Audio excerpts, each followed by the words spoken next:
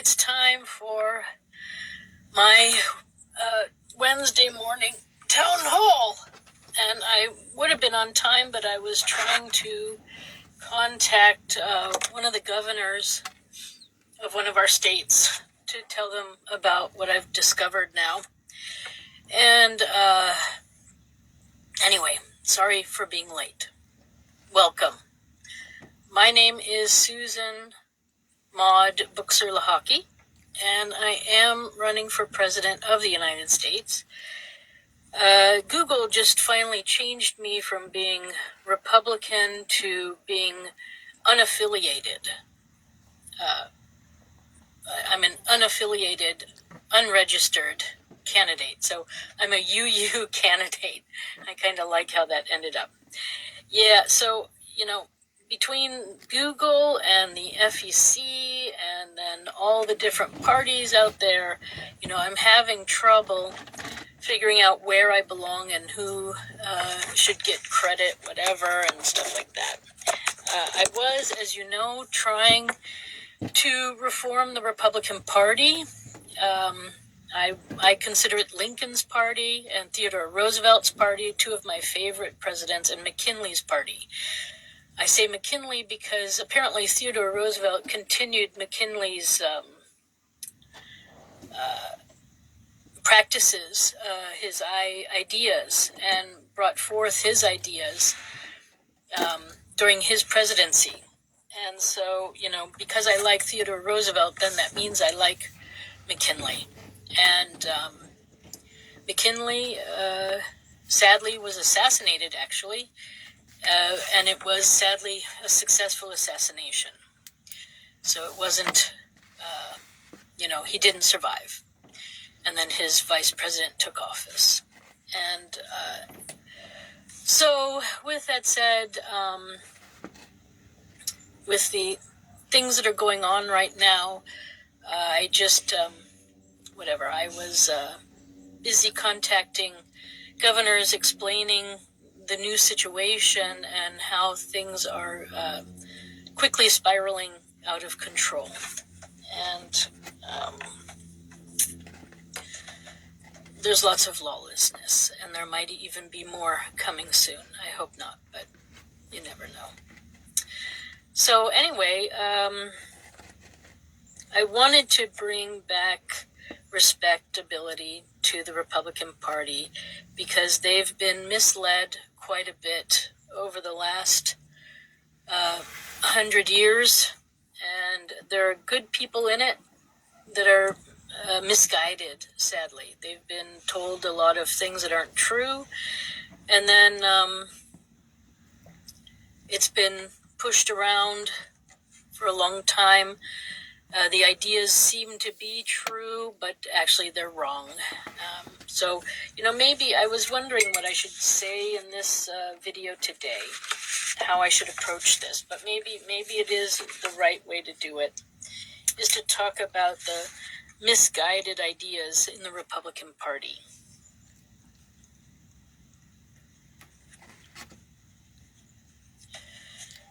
So,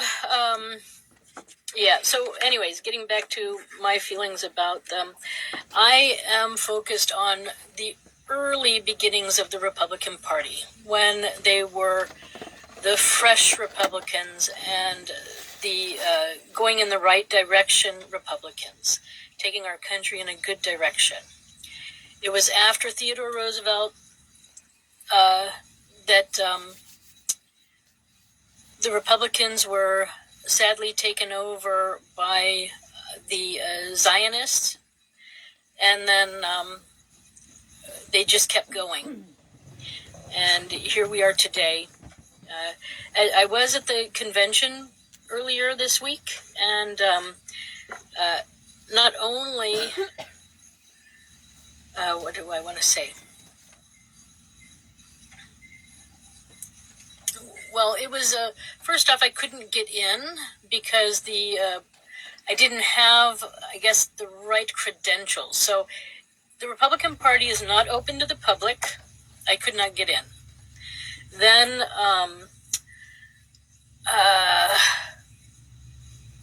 there were controls everywhere, which I know in the wake of the attempt of on Saturday, supposed assassination attempt on Donald Trump. I know that might be affecting it, but it also might not be. I was at the Libertarian Convention. I've been at several conventions now, and it's only seemingly the Republican one that needs all this protection. I can't imagine that it has to be like this. I mean, the real problem is that the two-party system is broken. And we, the people, are not being heard anymore. Our representatives are not representing us. They're in it for the money and the glory, and this is not functioning anymore. It's not acceptable. So,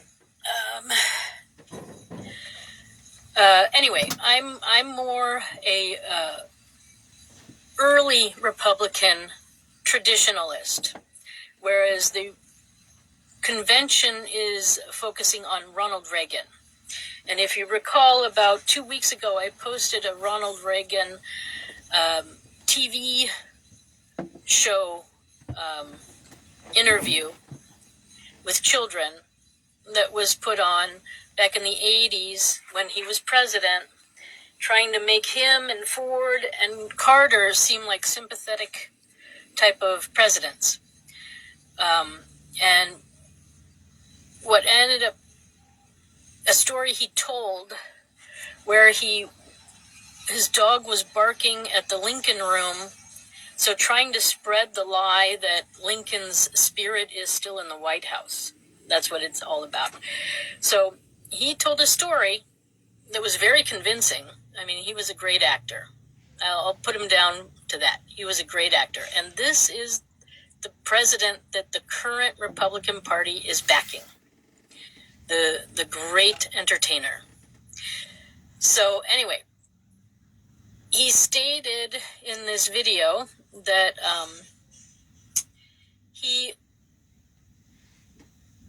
his dog started barking at the Lincoln Room, and then they went down to it, and then the dog stopped or stayed out of the room. He wouldn't enter. And then Reagan, being the big strong man that he is, he went in. But as we know, all presidents are guarded all the time with Secret Service. So he had certainly 4 Secret Service men around him during this moment when he was being brave and going in to find out where the ghost of Lincoln was. And he was telling this, on TV, like it was real. And he said he went in all by himself. So all I can say is that whoever was in that room was a person that the dog didn't like, because they wouldn't go in, but they wanted to bark at it. And then he went in and had whatever conversation he was going to have with them. Because the Secret Service certainly would have gone in first.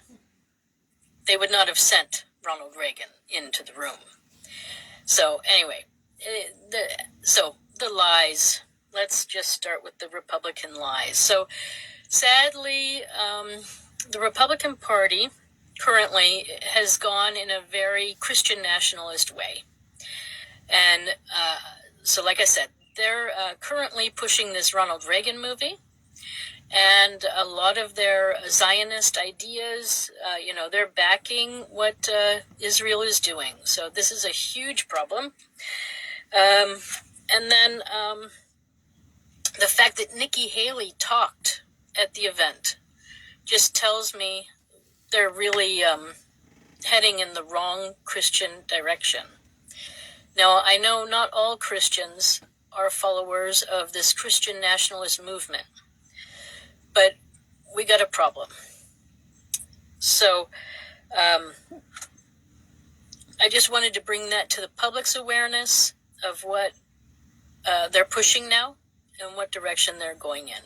I was hoping that they would go back to the beginning, back to Lincoln, back to Theodore Roosevelt, and be on the right side. You know, the Republican Party who gave the women the right to vote officially. I mean, women had the right to vote, let's put it honestly. It was in the Constitution from the very beginning because women are people too. I mean, we cannot birth men and women and then have just one of them being a people, one of them being a U.S. citizen. So the fact that men come out of women and not vice versa means that we have to be citizens. So we actually had to vote from the beginning. And it was forbidden from us. It was stolen from us, women. And, but anyway, so supposedly, you know, back in Susan B. Anthony's time, she couldn't vote along with all the other women, regardless of skin color. What I can say is I've found out that Jehovah's Witnesses don't vote. They are forbidden to vote from their religion. So there might be other religions out there that also won't allow you to vote. And it could be that early Islam also didn't allow you to vote. And I know that our slave population were mostly followers of Islam. And they also follow a different Christianity. They follow the Eastern Orthodox Christianity. So they might be Jehovah's Witnesses with just a different name. So anyways, there might be reasons why they did not actually vote. There might be reasons why they did not participate in society. If you look at a post that I put on earlier today, I woke up and I turned on my phone, of course, and then I got a YouTube video. This woman is being very hateful. And I think the real problem is I think people don't know the history of slavery, truthfully, and who the slaves really were. So Islam was already very present in the Renaissance period and in discovering of the New World.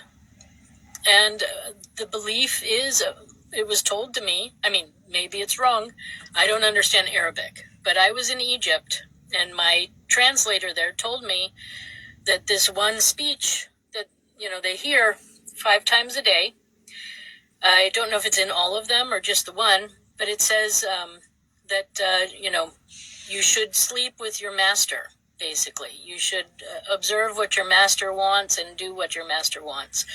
And then he said, he translated it for me, and then he said, but we don't do that anymore. It's something we don't do anymore. And so that clicked. That told me, hey, wait, this is what slavery was. So, you know, if your religion, yes, you're free to practice your religion. I guess that's why they put that in, not for our use today, but the use then, so that if you were, you know, a Muslim back in those days, you could practice your religion because it was beneficial to the slave owners, right? So anyway, getting back to now the Republican Party and things that they've been lied to or are lying about. So again, I have to bring up abortion because we're not using it properly. There's termination of pregnancy, which any woman should be allowed to have at any time during her pregnancy for many reasons. First off, as a mother, you have control over your children. You have 100% control over your children. As a father, you have also 100% control over your children. With the absence of a father, then you have the mother who has absolute control over her children until they're adults, until they're 18, or until she writes that they are considered adults and can go off and do their own thing.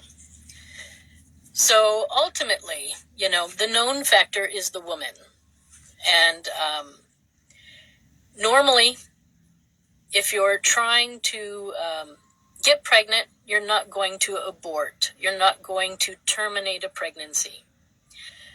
But sometimes... I'm going to stop here. So this is the end of part 1 of my bootleg copy of my, Facebook open house after the Republican convention.